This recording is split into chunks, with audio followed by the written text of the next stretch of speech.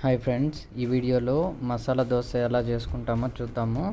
దానికోసము ముందుగా ఉల్లగడ్డని ఇలాగ నీట్గా క్లీన్ చేసుకొని విజిల్ అయితే పెట్టుకోవాలి, బాగా ఉడికించుకోవాలి. ఆ విజిల్ అయ్యే లోపల ఆనియన్, పచ్చిమిర్చి ఇలా కట్ చేసి పెట్టుకుంటాము. ఒక పక్క మనకి ఈ ఉల్లగడ్డ కూడా ఉడికిపోయింది 3 విజిల్స్ పెట్టాక. తర్వాత దీన్ని తాలింపు వేసుకోవాలి. దీనికోసం జీలకర్ర, ఆవాలు, పచ్చిమిర్చి, ఆనియన్, కరివేపాకు, పసుపు, ఉప్పు వేసుకొని ఆయిల్లో కొద్దిగా బాగా ఫ్రై చేసుకోవాలి. ఆ తర్వాత ఉడికిన ఉల్లగడ్డను తీసుకొని మొత్తం క్లీన్ చేసేసి ఇలాగా మనం ఆల్రెడీ తాలింపు పెట్టేదానికి వేసుకున్న పోపులో దీన్ని అంతా వేసి బాగా కలిపేలాగా చేయాలి.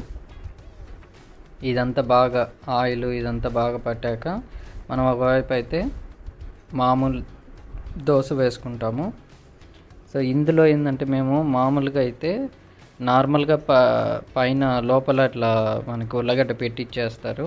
కానీ మనం ఏంటంటే దీంట్లో కారం, మనం దీనికోసం స్పెషల్గా చేసుకున్న కారం కూడా వేసి ఆ తర్వాత మసాలాని, ఉల్లగడ్డ మసాలాని అయితే పెట్టి గార్నిష్ చేసుకుంటాము. దీంట్లోకి అయితే మేము పల్లీ చట్నీ, అదే గ్రౌండ్నట్ చట్నీ అంటారు కదా, ఇదైతే చేసుకున్నాము. చాలా అంటే చాలా టేస్టీగా ఉంది.